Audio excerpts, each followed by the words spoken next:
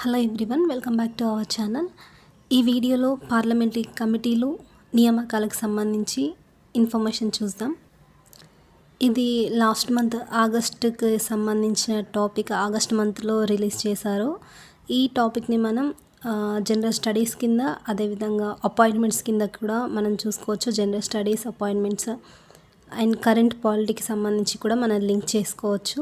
So చాలా important topic కాబట్టి video చేస్తున్నాను. So let's go to the topic. Parliamentary కమిటీలు నియామకాలు. అత్యంత కీలకమైన ప్రజాపద్దుల కమిటీ పీఏసీ చైర్మన్గా కాంగ్రెస్ సీనియర్ నేత కేసీ వేణుగోపాల్ గారు నియమితులయ్యారు. లోక్సభ సభ్యులు 15 మంది, రాజ్యసభ సభ్యులు 7గురితో కూడిన కమిటీకి ఈయన నేతృత్వం వహిస్తారు. వీరు దీనికి 1 year పాటు అధికారంలో ఉంటారు. నెక్స్ట్ వచ్చేసి అంచనాల కమిటీ. దీనికి హెడ్గా డాక్టర్ సంజయ్ జైస్వాల్ గారు నియమితులయ్యారు. నెక్స్ట్ ప్రభుత్వ రంగ సంస్థల కమిటీకి హెడ్గా బైజశ్వంత్ పాండ్యా గారు నియమితులయ్యారు. నెక్స్ట్ ఎస్సీ ఎస్టీలపై వేయబడ్డ కమిటీ. దీనికి హెడ్గా డాక్టర్ పగ్గాన్ సింగ్ కులాస్తే గారు నియమితులయ్యారు. నెక్స్ట్ ఓబీసీలపై వేయబడ్డ కమిటీకి గణేష్ సింగ్ గారు హెడ్గా నియమితులయ్యారు. సో వీళ్ళంతా 1 year పాటు మనకి అధికారంలో ఉంటారు ఈ కమిటీల పైన హెడ్గా. నెక్స్ట్ వచ్చేసి పార్లమెంటరీ కమిటీలు అనే భావనకి ఆధారం ఏంటి అని చెప్పేసి కూడా ఎగ్జామ్లో అడగొచ్చు. ఇది మనకు బ్రిటన్ రాజ్యాంగం నుండి తీసుకోవడం పడింది. అంటే ఈ పార్లమెంటరీ కమిటీలు అనేటువంటి టాపిక్ అనేది బ్రిటన్ రాజ్యాంగం నుండి మనం అడాప్ట్ చేసుకున్నాం. బ్రిటన్ రాజ్యాంగం నుండి తీసుకోవడం జరిగింది మన ఇండియా. నెక్స్ట్ వచ్చేసి ప్రభుత్వాన్ని నియంత్రించడానికి పార్లమెంట్ కమిటీల రూపంలో పనిచేస్తుంది అనుకోవచ్చు. ఈ పార్లమెంట్ కమిటీల గురించి మనం చూద్దాం. ఇందులో 3 types ఉన్నాయి మెయిన్గా. ఒకటి ఆర్థిక కమిటీలు, రెండవది సాధారణ పాలనా కమిటీలు, మూడవది డిపార్ట్మెంట్ స్టాండింగ్ కమిటీలు. ఇవి మనకి చాలా ఇంపార్టెంట్. ఇందులో ఆర్థిక కమిటీలు అనేటువంటి టాపిక్ పైన ఎక్కువగా బిట్స్ వస్తుంటాయి. మనకి ఎక్కువగా ఎగ్జామ్స్లో క్వశ్చన్స్ అడుగుతుంటారు. మళ్ళీ ఈ ఆర్థిక కమిటీలు 3 typesగా డివైడ్ అయింది. ఒకటి పబ్లిక్ అకౌంట్స్ కమిటీ, రెండవది ఎస్టిమేట్స్ కమిటీ, మూడవది committee on public undertakings. So ఈ 3 కూడా మనకి ఇంపార్టెంటే. ఈ పార్లమెంట్ కమిటీలకు సంబంధించి ముఖ్యమైనటువంటి లక్షణాలకు సంబంధించి మనం చూద్దాం. ఫస్ట్ పాయింట్ వచ్చేసి పార్లమెంట్ సభ్యులు మాత్రమే ఉంటారు ఈ కమిటీలో. మంత్రులు సభ్యులుగా ఉండరాదు. ఈ పార్లమెంట్ కమిటీల యొక్క సభ్యుల ఎన్నిక నైష్పత్తిక ప్రాతినిధ్య విధానంలో జరుగుతుంది.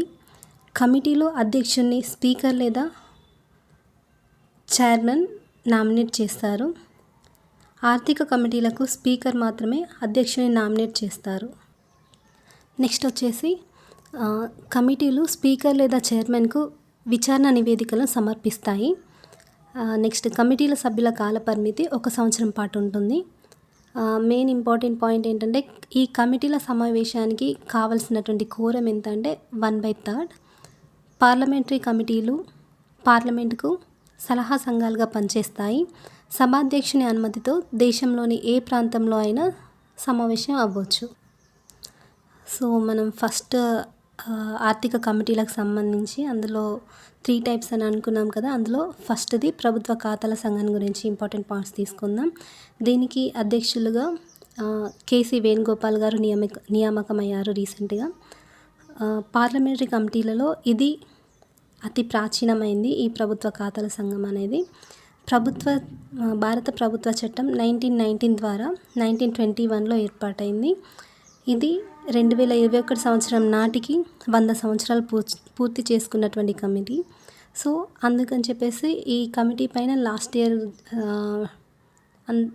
వరకు జరిగినటువంటి ఎగ్జామ్స్లలో కూడా కొన్ని క్వశ్చన్స్ అడగడం జరిగింది ఎగ్జామ్స్ అన్నిట్లలో. నెక్స్ట్ వచ్చేసి సంయుక్త పార్లమెంటరీ కమిటీ. ఇది అంటే లోక్సభ సభ్యులు ప్లస్ రాజ్యసభ సభ్యులు ఈ 2 సభ్యులు కూడా ఉంటారు కాబట్టి ఇది సంయుక్త పార్లమెంటరీ కమిటీ అని చెప్పేసి అనొచ్చు మనం. సో ఇందులో మనకి లోక్సభ సభ్యులు వచ్చేసి 15 మంది, రాజ్యసభ సభ్యులు వచ్చేసి 7, మొత్తం 27 మంది ఈ కమిటీలో ఉంటారు. నెక్స్ట్ 1967 నుండి ప్రతిపక్ష పార్టీకి చెందినటువంటి సభ్యుడిని ఈ కమిటీకి చైర్మన్గా నియమిస్తున్నారు. నెక్స్ట్ పాయింట్ వచ్చేసి కాగ్ ఈ పబ్లిక్ అకౌంట్స్ కమిటీకి ఫ్రెండ్ లేదా గైడ్ అని కూడా అనొచ్చు. ఎందుకంటే మనం ఈ CAG control and auditor general నివేదిక రాష్ట్రపతికి సమర్పిస్తారు కదా, అతను పార్లమెంట్కి సబ్మిట్ చేస్తాడు ఆ నివేదికని. ఏదైతే పార్లమెంట్కి సబ్మిట్ చేసిన నివేదిక ఏదైతే ఉందో దాన్ని ఈ పబ్లిక్ అకౌంట్స్ కమిటీ వారు ఆడిట్ చేస్తారు, దీన్ని పర్యవేక్షిస్తారు అన్నట్లు. సో ఇదండి మెయిన్ వర్క్ అనేది వీళ్ళకి సంబంధించి. సో నెక్స్ట్ అంచనాల సంఘం సంబంధించి ఎస్టిమేట్స్ కమిటీకి సంబంధించి చూద్దాం. దీనికి సంజయ్ జైస్వాల్ గారు అధ్యక్షులుగా నియామకమయ్యారు రీసెంట్గా. 1950లో జాన్ మతై కమిటీ సిఫార్సుల మేరకు ఈ కమిటీ ఏర్పాటు చేయడం జరిగింది. 1956 వరకు 25 మంది సభ్యులు ఉండగా ఆ తర్వాత 30 మంది ఉంటున్నారు. ఇందులో ఉన్నటువంటి సభ్యులందరూ లోక్సభ సభ్యులే ఉంటారు. దీన్ని నిరంతర పొదుపు కమిటీ అని కూడా అంటారు. థర్డ్ వచ్చేసి ప్రభుత్వ రంగ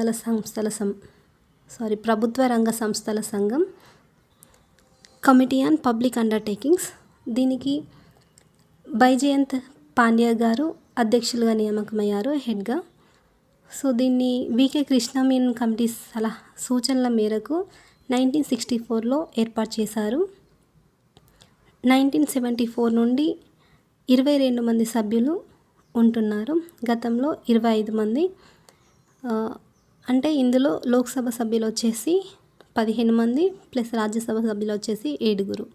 సో ఈ విధంగా మెంబర్స్ అనే ఉంటున్నారు. సో ఇవండి ఈరోజు వీడియోకి సంబంధించిన ఇన్ఫర్మేషన్. ఈ టాపిక్ వచ్చేసి చాలా ఇంపార్టెంట్ టాపిక్, సో అందుకని చెప్పేసి వీడియో చేస్తున్నాను. ఇది కమిటీలు అండ్ అపాయింట్మెంట్స్కి సంబంధించి రీసెంట్ టాపిక్ కూడా మనం చూసుకోవచ్చు.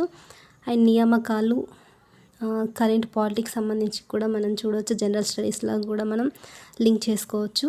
సో అన్నిట్లలో చాలా ఇంపార్టెంట్ థింగ్ కాబట్టి మనం దీన్ని ఖచ్చితంగా నోట్ చేసుకోవాలి, ఎగ్జామ్లో గుర్తుంచుకోవాలి. ఖచ్చితంగా వీటిపైన బిట్స్ అడిగేటువంటి క్వశ్చన్స్ అడిగేటువంటి ఛాన్స్ ఉంటుంది కాబట్టి సో ఇది చాలా ఇంపార్టెంట్ టాపిక్. సో ప్రిపరేషన్ ఇంకా స్టాప్ చేయకండి. ఎగ్జామ్స్ డేట్స్ దగ్గరకు వస్తున్నాయి కాబట్టి ఈసారి కాంపిటీషన్ చాలా టఫ్గా ఉంటుంది.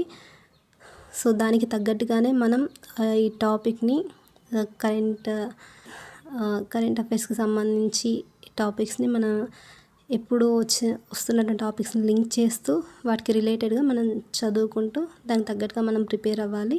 సో ఈసారి ఖచ్చితంగా జాబ్ రావాలని కోరుకుంటున్నాను. ఆల్ ద బెస్ట్ అందరికీ. Thank you so much. Video నచ్చితే లైక్ చేయండి. Bye bye.